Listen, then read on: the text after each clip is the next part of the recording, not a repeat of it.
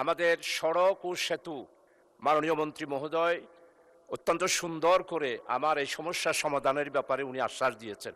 আমি শুধু দুইটা বিষয় যেহেতু উল্লেখ করা দরকার। আমাদের 4 দলীয় জোট সরকারের আমলে মাননীয় দেশনেত্রী বেগম খালেদা জিয়া এই সড়কটাকে এশিয়ান হাইওয়ে হিসাবে গ্রহণ করার জন্যে উনি এই সংসদেই আমরা প্রস্তাবের পরিপ্রেক্ষিতে এটা এশিয়ান হাইওয়ে গুন্দুম পর্যন্ত এই রাস্তাটা দীর্ঘায়িত করার জন্য প্রকল্প হিসাবে গ্রহণ করেছিল। মাননীয় স্পিকার, বর্তমান সময়ে যেহেতু মশকালিতে আজ একটি সমুদ্র বন্দর হচ্ছে, এই বন্দরের সাথে সারা বাংলাদেশের যোগাযোগ হবে, কনভেন্স কমানোর জন্য এই লাইনটি জরুরি ভিত্তিতে করা দরকার। মাননীয় মন্ত্রীও মহোদয় এটার গুরুত্ব বুঝেছেন এবং সেই ভাষে উনি আশ্বাসও দিয়েছেন। আমি শুধু ওনার কাছে অনুরোধ করব, এখন 4 লাইন ঠিক আছে, কিন্তু সমুদ্র বন্দর যেটা মশকালিতে হচ্ছে, আমরা এই পার্লামেন্টেই বিল পাস করলাম, সেই সমুদ্র বন্দরের কারণে আর গুন্দুমের সাথে এশিয়ান হাইওয়ে হওয়ার 4 দলীয় জোটের আমলে যেই প্রকল্পটা নেওয়া হয়েছিল সেটাকে গুরুত্ব দেওয়ার জন্য মাননীয় মন্ত্রী মহোদয়ের কাছে আমি অনুরোধ করব এবং আগামী দিনে এটাকে 6 লাইন করার জন্য। আর আমাদের বিশেষ করে দুর্ঘটনা কবলিত 30টা স্পট আছে। আপনি 27 কিলোমিটার বলেছেন, কিন্তু আমার দৃষ্টিতে গত 2 বছর ধরে আমি এটার উপরে কাজ করছি, প্রায় 43টা স্পট আছে যেখানে দুর্ঘটনা হয়। পটিয়া, চন্দনাইশ, সাতকানিয়া, লোহাগাড়া, রামু, কক্সবাজার, উকিয়া, টেকনাফ, কুতুবদিয়া, মশকালি, টোটাল। এরপরে হচ্ছে বিদেশি পর্যটক।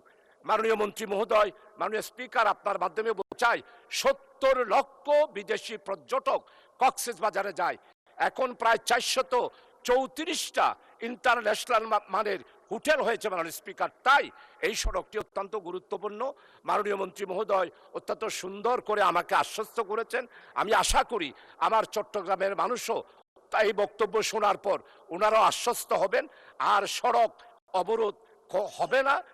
আশা করি সেটার ভিত্তিতে উনি যেই প্রস্তাব দিয়েছেন, আমি আমার এই প্রস্তাবটি ওনার আশ্বাসের পরিপ্রেক্ষিতে প্রত্যাহার করে নিচ্ছি।